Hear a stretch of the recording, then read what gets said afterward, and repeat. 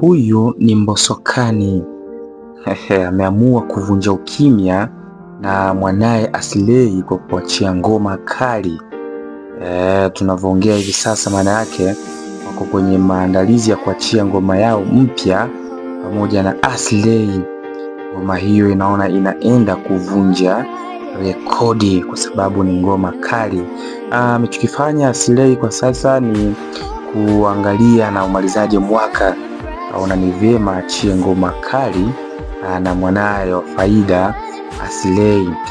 Kiufupi, Aslay alikuwa amepoa sasa kwa kitendo cha kuja na Mbosso kufunga mwaka. Ni unyama, nikisema ni unyama maana yake ni hatari, kwa sababu ngoma yenyewe ukisikiliza, ngoma ina vibe, ngoma ni nzuri, ngoma imetulia.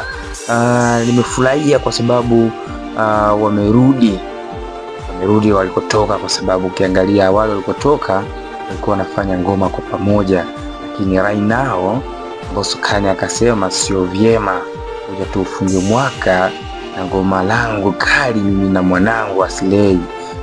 Kiukweli ngoma ni nzuri, ukisikiliza ngoma yenyewe ni ni kali mno.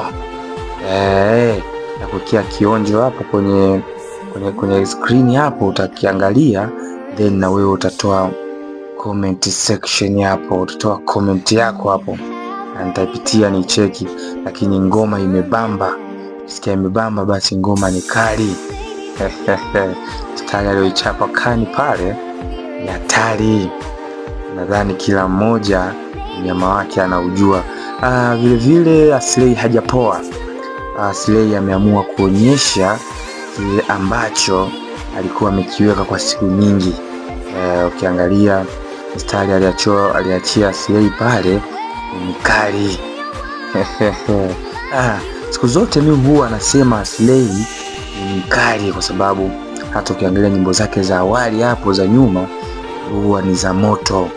Akitoa ngoma ngapi hapo 4, 5, 6 zote huwa ni baruti. Kisema baruti manake ngoma zote zinakuwa ni hatari, ngoma zinakuwa ni nzuri, zenye kuimbika, kueleweka, kusikilizika. Haichagui rika, awe mkubwa au mdogo, inasikilizika.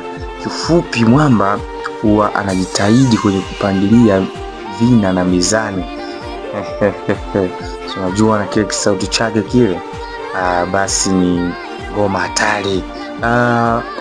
Basi kabla tujaendelea na mambo mengine, kwanza hakikisha una subscribe, kulike na kushare video hii ili tuweze kufika mbali na wewe wa kwanza kuwa unapata taarifa mbalimbali, kwa sababu muda ni mchache, mambo ni mengi.